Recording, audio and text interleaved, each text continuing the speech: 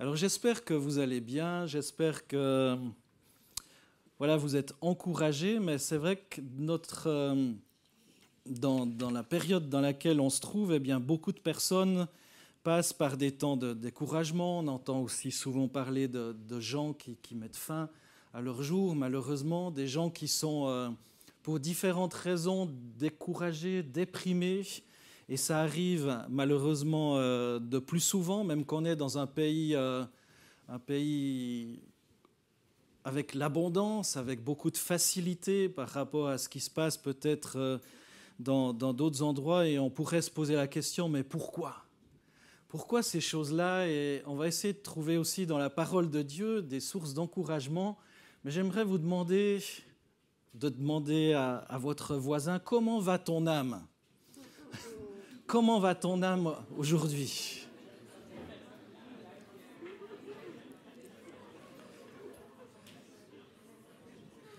C'est peut-être pas une question qu'on entend facilement. Souvent on dit « salut, ça va », mais on n'attend pas forcément la réponse, parce que c'est une salutation, une politesse, et on est parfois surpris lorsque quelqu'un nous répond et dit « ça va pas » ou « ça va pas très bien » ou comme ça.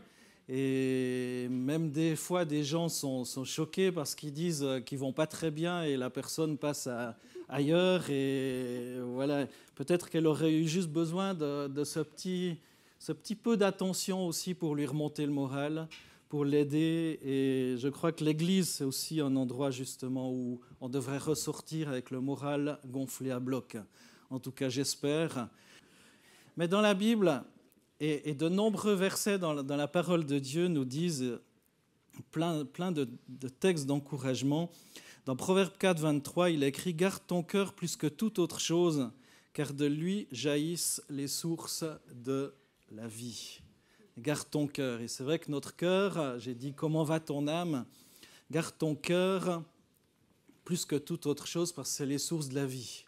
Et on a besoin d'être attaché à ce Seigneur. Où est-ce qu'on en est dans notre vie spirituelle ? Est-ce qu'on porte du fruit ?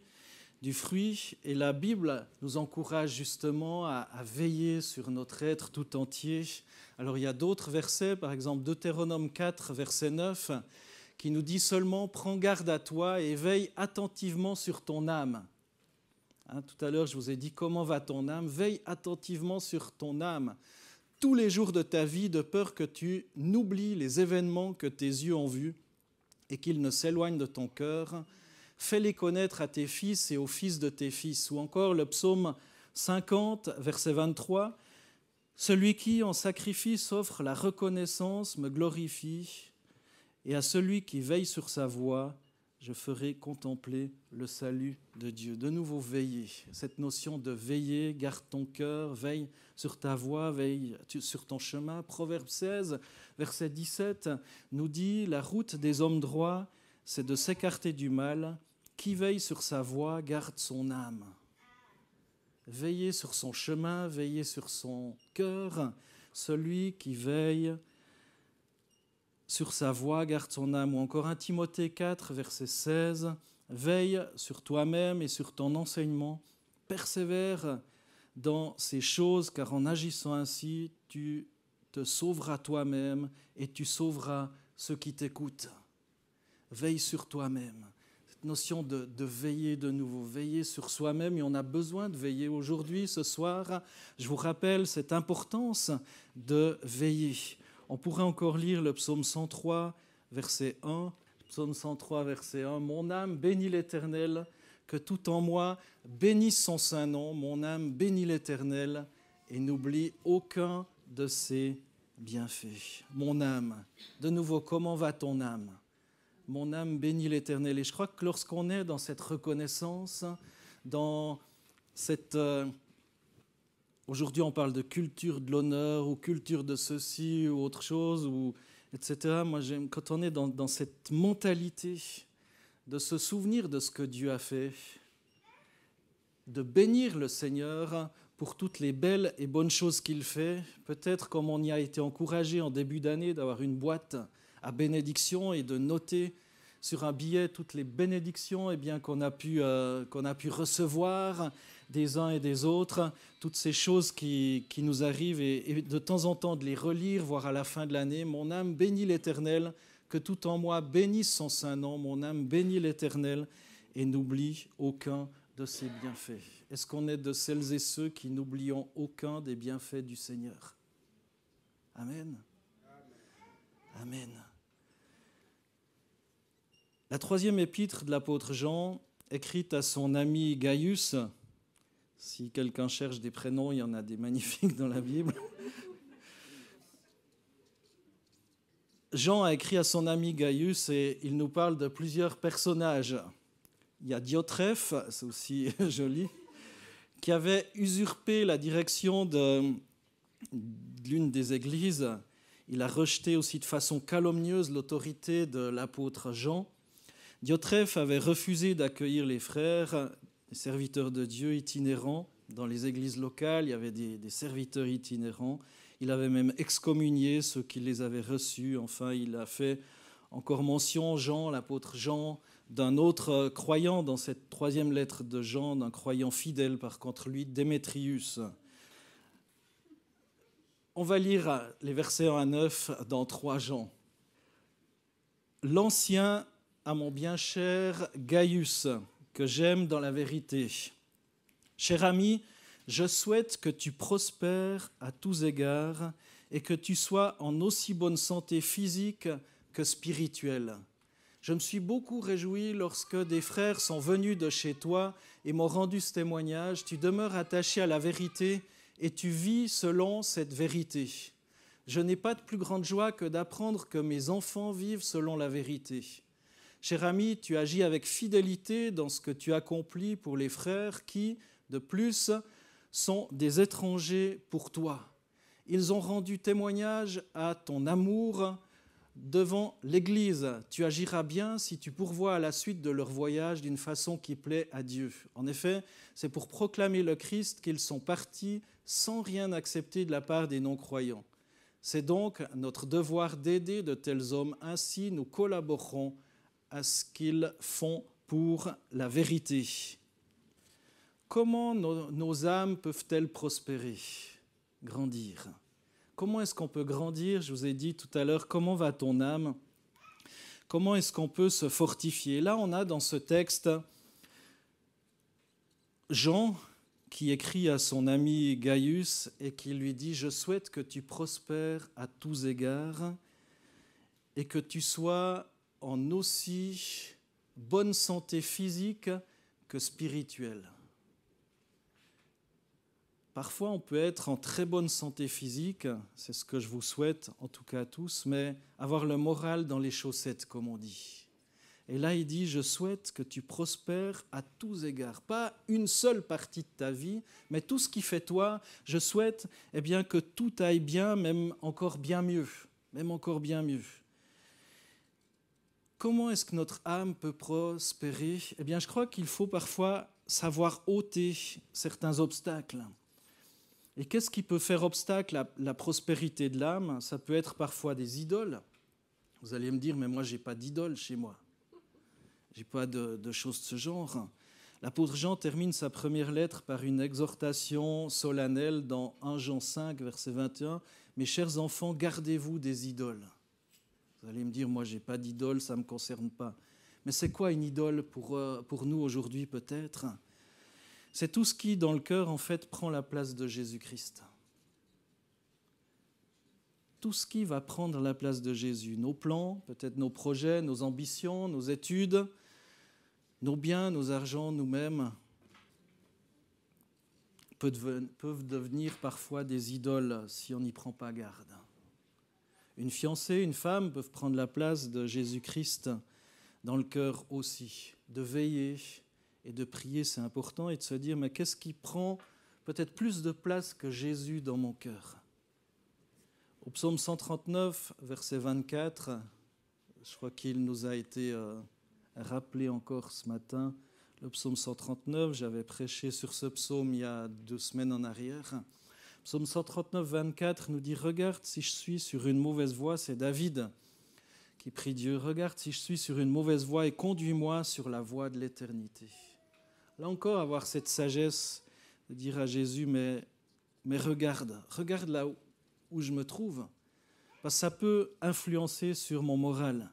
Au psaume 1, il est dit « Heureux l'homme qui ne marche pas selon le conseil des méchants, qui ne s'arrête pas sur le chemin des pécheurs et qui ne s'assied pas sur le banc des moqueurs, mais qui trouve son plaisir dans la loi de l'Éternel et qui médite sa loi jour et nuit. Il est comme un arbre planté près d'un cours d'eau qui donne son fruit en son temps et dont le feuillage ne se flétrit pas. Tout ce qu'il fait réussit. » Et c'est là qu'on retrouve peut-être ce que Jean a écrit à son ami Gaius, « Je souhaite que tu prospères à tous égards. » Là, il est dit, tout ce qu'il fait réussit. Ce texte se poursuit, verset 4. « Il n'en est pas ainsi des méchants, ils sont comme la paille que le vent dissipe.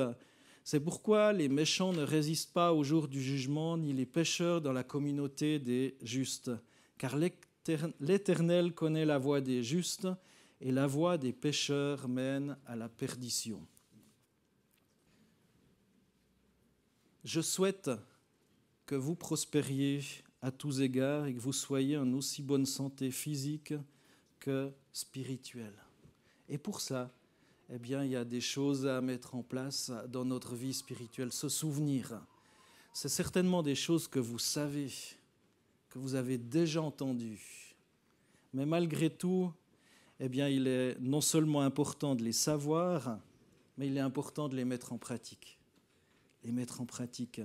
Regarde si je suis sur une mauvaise voie et conduis-moi sur la voie de l'éternité. Parce qu'il y a une voie qui ne mène pas justement sur ce chemin de l'éternité auprès du Seigneur. Et David l'avait bien compris. 2 Chroniques 16, verset 9 nous dit « Car l'Éternel parcourt toute la terre du regard pour soutenir ceux dont le cœur est tourné vers lui sans partage. » L'Éternel parcourt toute la terre du regard pour soutenir ceux dont le cœur est tourné vers lui sans partage. On pourrait se dire, mais on a un Dieu égoïste. Il veut qu'on s'intéresse qu'à lui. Alors rassurez-vous, il est très important aussi de prendre soin des gens qui sont autour de nous. Parce que là encore, la Bible est à prendre dans son entier. C'est dit aussi, ceux qui ne prennent pas soin des leurs, surtout ceux de leur propre famille, sont pires que des incroyants. Donc c'est important de prendre soin de sa famille. C'est très important. Et en le faisant, on sert aussi Dieu, évidemment. Mais on est appelé à ne pas faire de partage dans notre cœur. Comme j'ai dit, il peut y avoir des passions, il peut y avoir un travail, il peut y avoir différentes choses qui vont prendre tellement de place dans notre vie, qu'on n'aura plus tellement le cœur à servir Dieu, plus tellement le cœur à l'adorer, plus tellement le cœur à l'aimer. Je souhaite que tu prospères à tous égards. C'est ce que Jean a écrit dans cette 3e lettre, 3e épître. Il a dit aussi, tu demeures attaché à la vérité et tu vis selon la vérité. Là encore, est-ce qu'on peut dire comme Jean, ou est-ce que Jean pourrait dire de nous, tu demeures attaché à la vérité et tu vis selon cette vérité. Non seulement tu connais cette vérité, mais en plus tu la mets en pratique. Et la vérité, de nouveau, on en revient à Jésus, parce qu'il est le chemin, la vérité et la vie. Il est encore dit, tu agis avec fidélité. Et finalement, dans cette lettre de Jean, il a dit, ils ont rendu témoignage de ton amour devant l'Église. Est-ce que toutes ces choses-là, sont des choses également qu'on met en pratique? On pourrait revenir à ce texte. Le verset 3, tu demeures attaché à la vérité et tu vis selon cette vérité.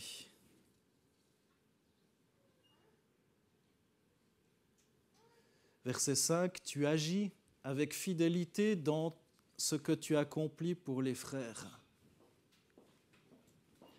Et finalement, il est dit, ils ont rendu témoignage de ton amour devant l'Église. Est-ce que ce sont des valeurs qui nous habitent?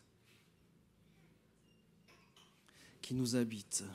Et je crois que c'est peut-être en se recentrant sur l'essentiel, sur notre cher Seigneur, eh bien qu'on peut prospérer à tous égards, non seulement en étant en bonne santé physique, mais en parvenant aussi à cette santé spirituelle, vitale, indispensable.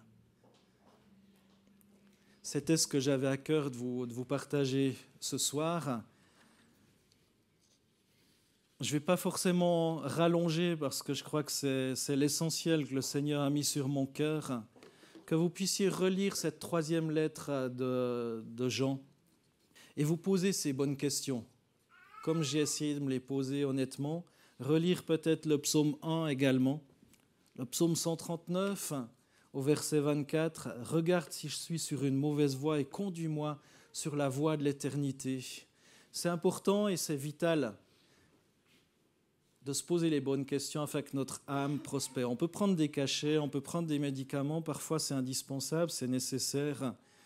Mais je crois aussi, si on se centre sur l'essentiel, à savoir Jésus-Christ, peut-être qu'on peut aussi passer outre certaines médications et certains soucis parce qu'on a un Dieu qui se plaît de bénir ses enfants.